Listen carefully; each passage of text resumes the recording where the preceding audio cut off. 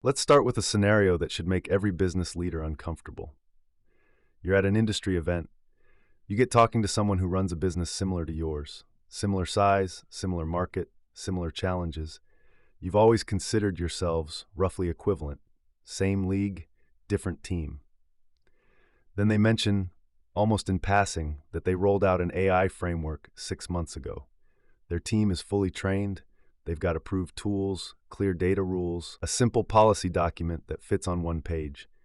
And since they did it, output is up, turnaround times are down, and they've started pitching for work they wouldn't have touched before because they can now deliver it faster and cheaper than anyone else in the market. You smile, you nod, and on the drive home you're thinking, how far behind am I? The answer for most businesses right now is further than they'd like to admit. Here's what's actually happening across industries. A wave of forward-thinking businesses, not the giants, not the tech companies, but businesses just like yours, have made a quiet decision. They've decided that AI isn't going away, so they're going to organize it. They've stopped reacting and started leading. They've looked at what their teams are already doing, built a simple framework around it, and turned something chaotic into something strategic. And the results are real. Their teams move faster because they know exactly what's allowed. They innovate more boldly because they know what's safe. They catch problems earlier because there's structure in place. They win pitches because they can deliver at a speed and price point that unstructured competitors simply can't match. They're not slowed down by policy, they're enabled by it, and that distinction is everything. Meanwhile, businesses without that structure are facing a different reality. Their best people are leaving for companies that give them access to modern tools and trust them to use them.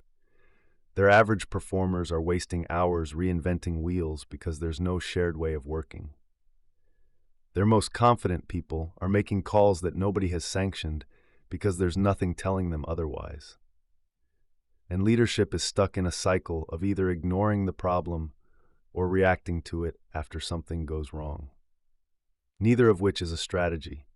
The competitive gap this creates isn't just about speed, it's about capability, it's about confidence, and it's about compounding advantage. Every month that a structured competitor operates with a clear AI framework, they get a little better at it. Their team gets more skilled, their processes get more refined, their output improves. And every month you operate without one, the gap between you widens. Now here's the part that trips most leaders up. When they hear the word policy, they think restriction. They think bureaucracy. They think of all the times a policy made something slower, harder, more frustrating. They think we're agile, we move fast, we don't need more rules. But that's not what a good AI policy is. Not even close. A good AI policy is a permission structure. It's not a document that says you can't do this. It's a document that says here's how we do this. Here's what's approved. Here's what's off limits. Here's how we handle data. Here's who makes which calls, and within those boundaries, go. Move fast. Be brilliant. You don't need to ask permission because the permission is already built in.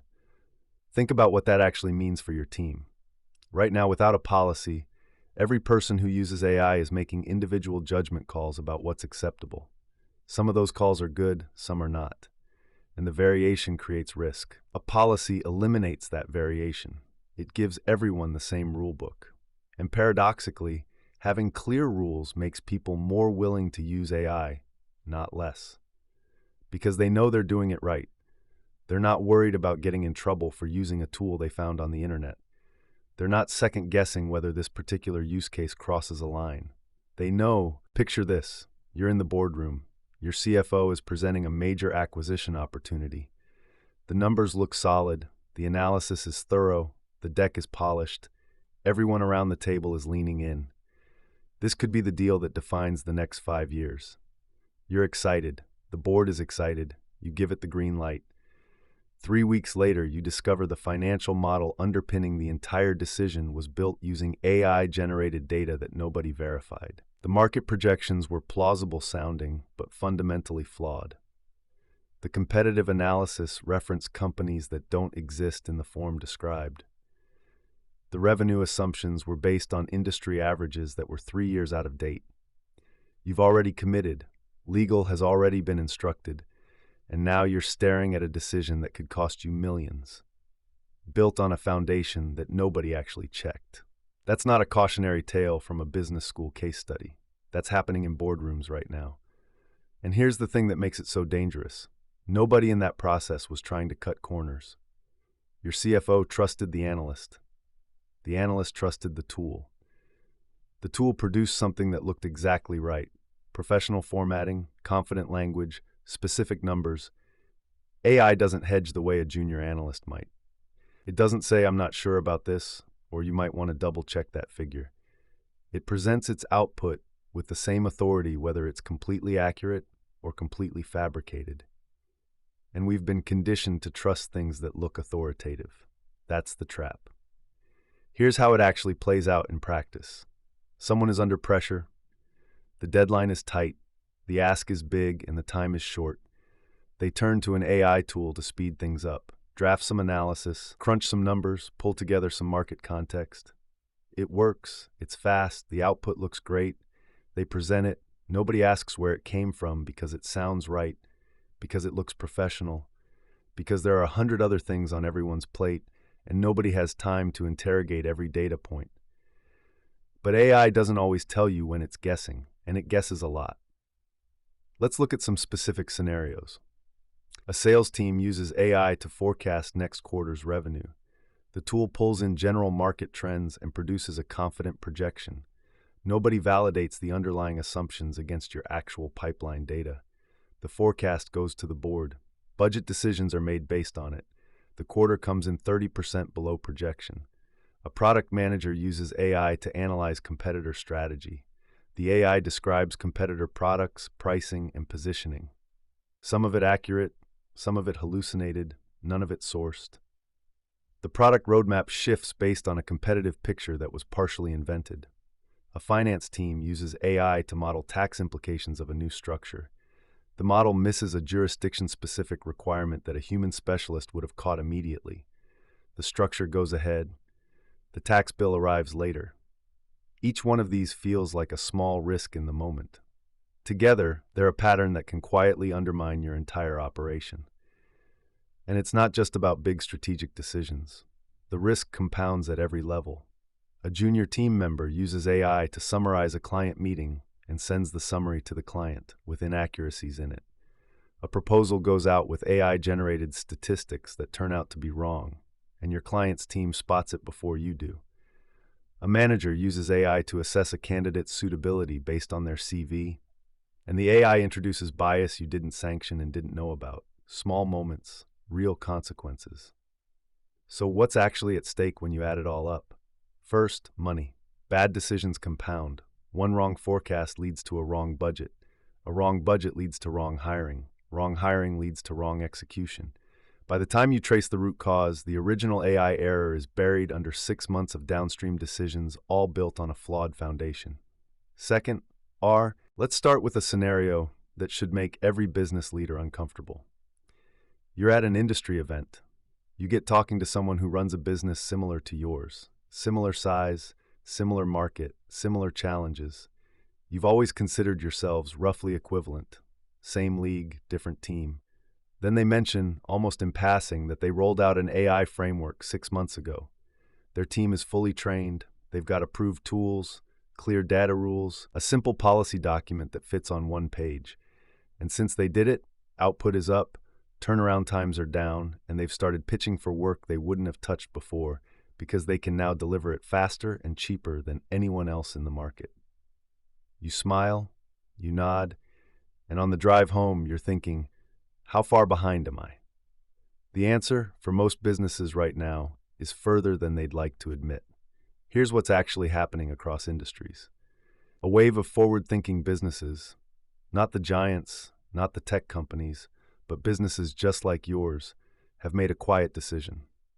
They've decided that AI isn't going away, so they're going to organize it. They've stopped reacting and started leading. They've looked at what their teams are already doing, built a simple framework around it, and turned something chaotic into something strategic. And the results are real. Their teams move faster because they know exactly what's allowed. They innovate more boldly because they know what's safe. They catch problems earlier because there's structure in place. They win pitches because they can deliver at a speed and price point that unstructured competitors simply can't match. They're not slowed down by policy, they're enabled by it. And that distinction is everything.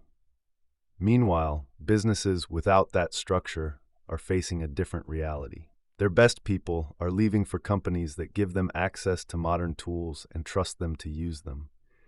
Their average performers are wasting hours reinventing wheels because there's no shared way of working.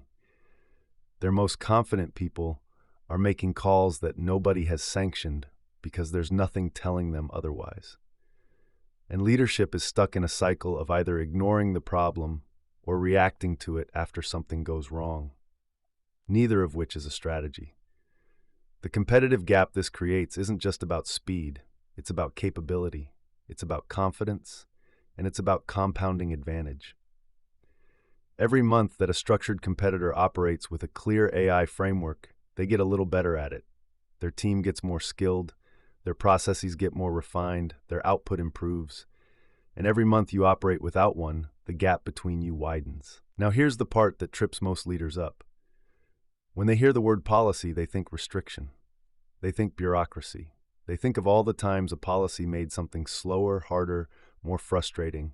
They think, we're agile, we move fast, we don't need more rules. But that's not what a good AI policy is, not even close. A good AI policy is a permission structure.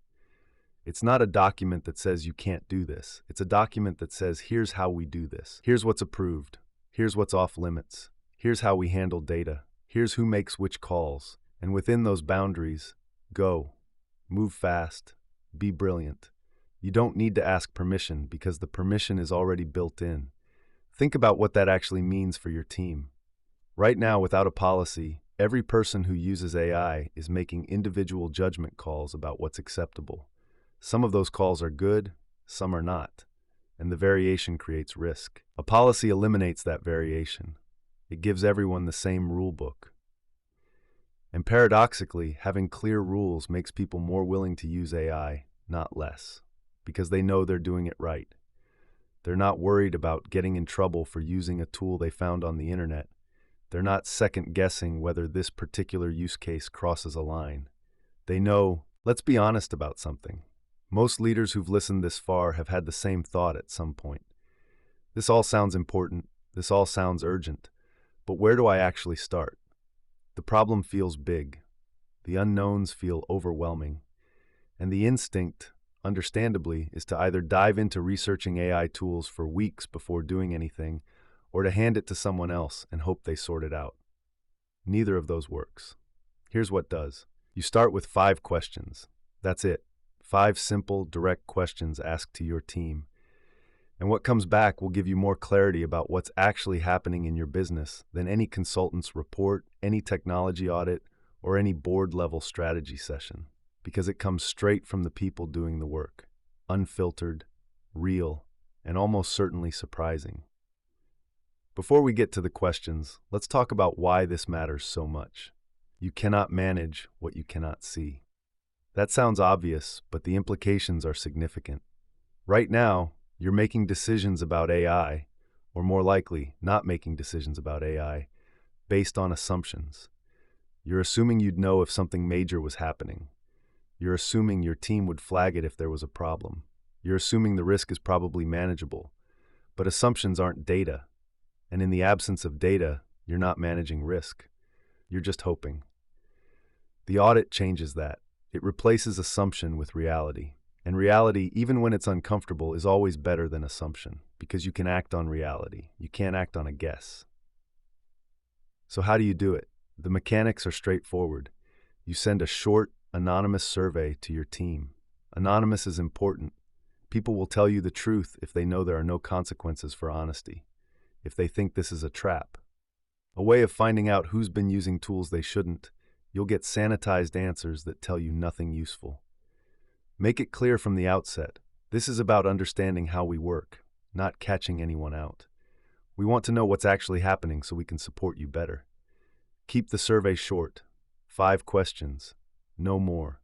People are busy. A long survey gets abandoned halfway through. 5 questions gets completed, and 5 questions, it turns out, is all you need.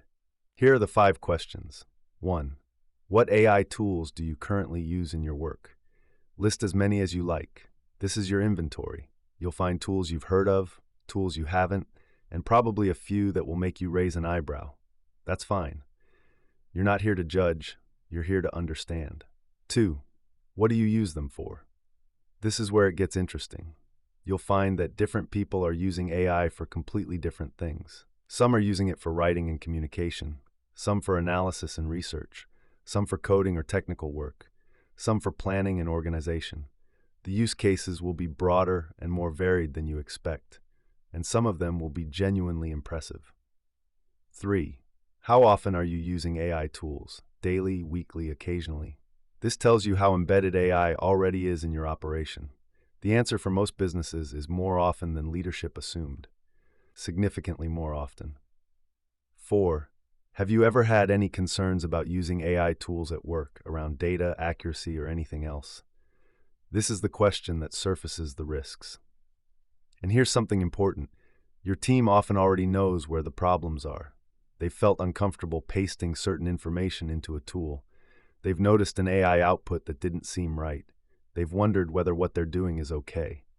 They just haven't had a forum to raise it. This question gives them that forum.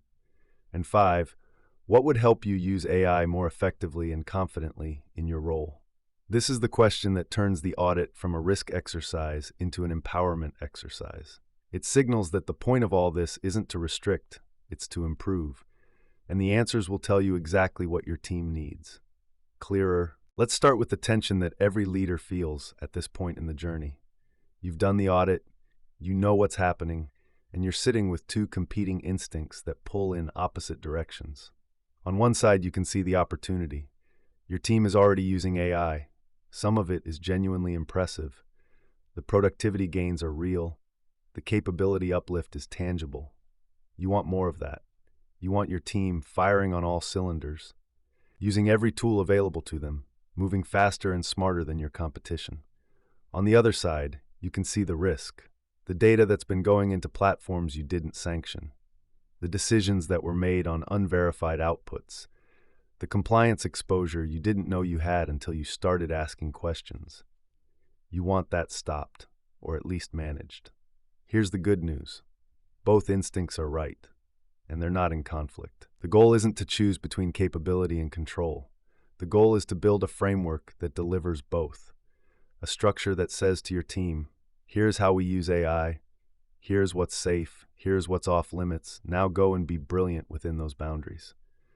That framework has 4 layers, and each layer is simpler than you might expect. Layer 1 is approved tools. Right now, your team is probably using a mix of whatever they found on the internet, whatever their colleagues recommended, whatever came up first in a Google search, and whatever happened to be free at the time. That's not a strategy, that's luck. And luck runs out. The first thing you do is take control of the tool set. You evaluate the AI tools that are already being used. You know what they are now because you asked, and you decide which ones are sanctioned and which aren't. You're not looking for the best AI tool in the world. You're looking for the right tools for your business. Tools that have appropriate data handling policies. Tools that offer the security controls you need. Tools that your team actually uses and finds valuable. Tools that fit your budget. For most businesses, the approved list ends up being 2 or 3 tools, maybe 4. That's fine. You don't need 10. You need the right ones, clearly sanctioned, consistently used. When everyone is working with the same tools, you get consistency of output, consistency of risk profile, and the ability to actually train your team effectively. You can't train people on 15 different platforms. You can train them on 3. Communicate the approved list clearly. Here's what we use, here's why, here's how to access it, and here's what's no longer sanctioned and why. Most people will be relieved. They've wanted guidance. They've wanted to know they're using the right things. Give them that clarity. Layer 2 is data rules. This is the single highest impact thing you can do to reduce risk in your AI operation. And it's also the simplest. You establish one clear, memorable rule about data. The rule is this: if you wouldn't be comfortable seeing this information appear publicly, it doesn't go into an AI tool. That's it. That's the rule. No complex taxonomy of data types, no lengthy classification system. One test that anyone can apply in 3 seconds before they paste something into a prompt. Under that rule, client names and personal details don't go in. Financial projections and confidential strategy don't go in. Sensitive HR matters don't go in. Anything that would be damaging if it appeared outside your organization doesn't go in. What does go in? General research, publicly available information, internal drafts that contain no sensitive data, anonymized examples, hypothetical scenarios, the creative, analytical, structural work that AI is genuinely brilliant at. All of that can happen freely within those boundaries. You communicate this rule to your team not as a restriction, but as a protection. This rule exists to protect the business, to protect your clients, and to protect you. If you follow it, you can use AI freely and confidently. If you don't, you're taking on personal risk as well as busy gain. Let's get something out of the way immediately. When most people hear the word compliance, something happens to their brain. A kind of mental fog descends, eyes glaze, attention drifts. It sounds like something for lawyers and regulators and people who wear lanyards at conferences. It sounds like someone else's problem. It sounds, frankly, boring. But here's the thing about compliance. It's only boring until it isn't. It's only someone else's problem until it's yours. And when it becomes yours, when the regulator calls, when the client finds out, when the breach makes the news, it stops being boring very quickly. It becomes the most urgent, most expensive, most reputation-destroying problem your business has ever faced. So let's talk about it. Not in a dry technical way, not in a way that requires a law degree to follow, but in a way that makes clear exactly what's at stake, where your real exposure is, and what you need to do about it. Because the compliance trap around AI is real. It's growing, and most businesses are already in it without knowing. Here's the core problem. When your team uses AI tools with business data, they're not just using software. They're transferring information to third-party platforms, often hosted in different countries, often with terms of service that permit that data to be used in ways you haven't consented to on behalf of your clients. Often without any formal data processing agreement between your business and the AI provider. And in most industries, in most jurisdictions, that alone is a compliance issue. Let's make that concrete, because abstract risk is easy to dismiss. Specific scenarios are harder to ignore. Scenario 1. You run a professional services business. A team member is drafting a report for a client.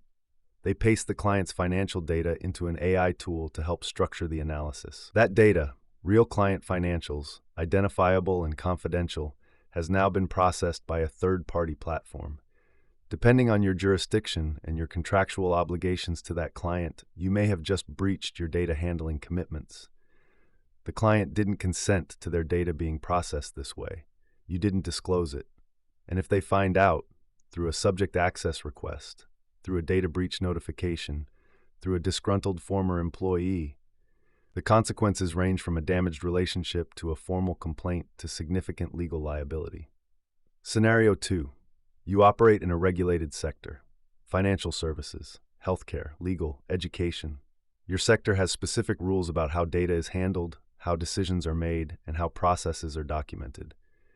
An employee uses AI to assist with a regulated activity, assessing a client's suitability for a product, summarizing a patient's history, evaluating a legal risk. The AI assists, the employee acts, but the process isn't documented in a way that meets regulatory requirements. When the regulator reviews your files, and regulators do review files, the gap is visible. The question becomes, was this decision made properly? And the answer, on paper, is unclear. That ambiguity alone can trigger an investigation. Scenario 3.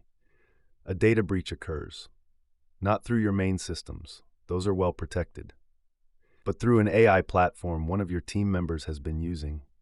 Data that went into that platform is now exposed. You have to notify affected individuals. You have to notify the relevant authority. You have to explain what happened. And when you explain that the breach occurred through an unsanctioned AI tool that a team member was using without any formal policy or oversight, the story does not reflect well on your governance. the fine isn't just for the breach. It's for the lack of controls that allowed it to happen. These scenarios aren't theoretical. Versions of all three are happening right now, across industries, in businesses that had no idea they were exposed. And the common thread in every case is the same. AI was being used without a governance framework. And when something went wrong, let's talk about the gap between knowing and doing. Because here's what happens with a lot of business content. You listen, you learn, you find yourself nodding along, thinking, yes, that makes sense, I should do that. And then the podcast ends, or the chapter closes, and life rushes back in. The emails, the meetings, the calls, the 100 things that were already competing for your attention before you started listening to this. And the thing you were going to do, the important, strategic, genuinely valuable thing, gets pushed, not abandoned, just pushed, until it's been pushed so many times that it quietly stops being a priority at all. That's not a criticism. That's just how organizations work. Urgency crowds out importance. The day-to-day drowns out the strategic. And the things that would make the biggest difference over the next 12 months rarely feel as pressing as the thing sitting in your inbox right now. So this episode is designed to do one thing: close that gap between knowing what needs to happen and actually making it happen, between good intentions and executed strategy, between where your business is right now and where it could be in 90 days. Because 90 days is the window, not a year, not a quarter-long planning cycle, not a transformation program with a steering committee and a project manager and a Gantt chart that nobody looks at after week 3. 90 days of focused, intentional work.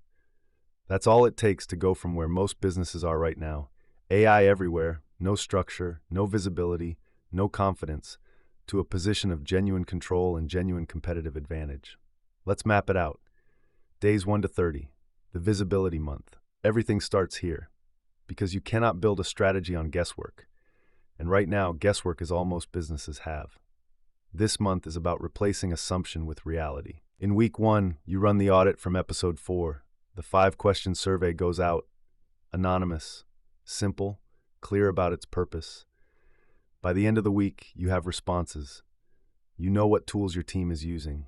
You know what they're using them for. You know how often. You know where they have concerns. And you know what they need to use AI more confidently and effectively. In week 2, you have the conversations. 5 or 6 people across different parts of the business, 30 minutes each. You're not interrogating, you're listening.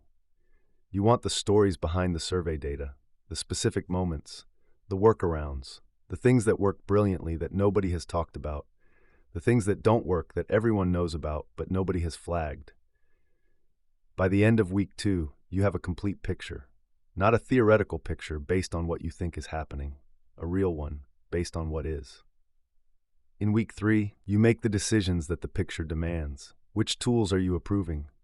Look at what your team is already using. Evaluate them against a simple criteria: data handling, security, cost, usefulness, and build your approved list. For most businesses, this is a half-day exercise. You're not starting from scratch. You're making deliberate choices about what's already there. In week 4, you draft your policy, not a 50-page document, 1 page, possibly 2.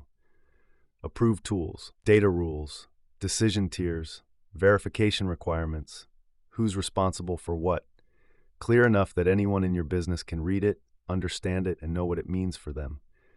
If it takes more than 2 pages to say what you need to say, you're overcomplicating it. Simplicity is the point. A policy that people understand is infinitely more valuable than a policy that's technically comprehensive but practically ignored.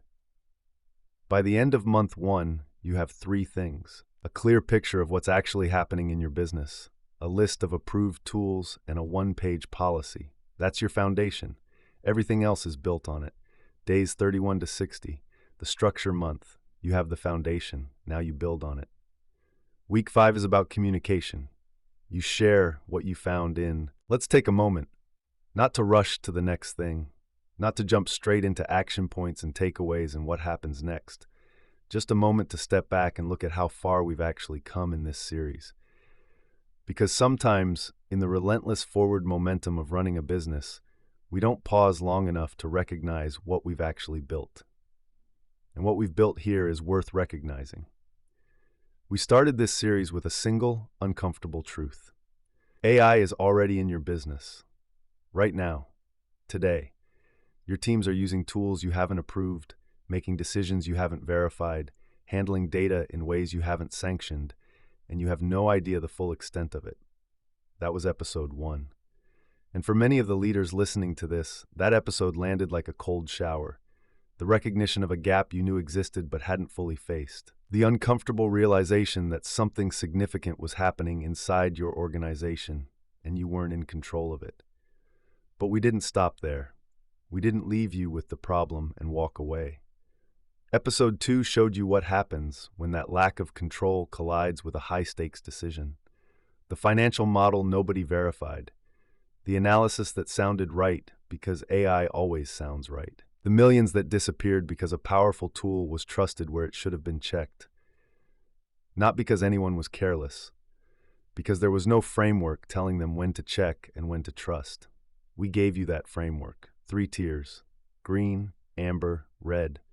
Simple enough to remember, powerful enough to prevent the mistakes that cost businesses their reputation and their money. Episode 3 showed you the competitive reality. The businesses that are already ahead, not because they have more resources or smarter people, but because they made a decision you hadn't made yet. They organized their AI use. They built the permission structure that lets their teams move fast within boundaries. They turned something chaotic into something strategic, and in doing so, they created a gap between themselves and their competitors that widens every month. We showed you that gap, and we showed you how to close it. Faster than they did, because you're learning from what they figured out. Episode 4 gave you the tool that makes everything else possible. 5 questions, 1 week, and you go from flying blind to having a complete, accurate, reality-based picture of what's actually happening in your business. Not what you think is happening, not what you hope is happening. What is actually happening? That clarity is the foundation on which everything else is built. You cannot manage what you cannot see. Now you can see it. Episode 5 gave you the framework. 4 layers that work together to deliver something most businesses haven't achieved. Genuine AI capability combined with genuine control. Approved tools that create consistency and reduce risk. Data rules that protect your clients, your business, and your people with a single memorable test. Decision rights that give your team clarity on when to move freely and when to pause and verify. And training that transforms not just what your team can do, but how confidently they can do it. The 4 layers together create something greater than the sum of their parts. They create a culture. And culture, once established, is self-sustaining. Episode 6 took on the topic that most business content avoids because it's seen as too dry, too technical, too far from the day-to-day reality of running a business. Compliance. We didn't give you a legal textbook. We gave you clarity. We showed you where the real exposure is, in the data your teams are feeding into unvetted platforms, in the regulated activities being influenced by AI without adequate documentation, in the liability that sits with you when something goes wrong and there's no framework to point to. And we showed you that compliance, done proportionately, isn't a constraint on your ambitions. It's the foundation that makes those ambitions sustainable. Episode 7 turned everything W.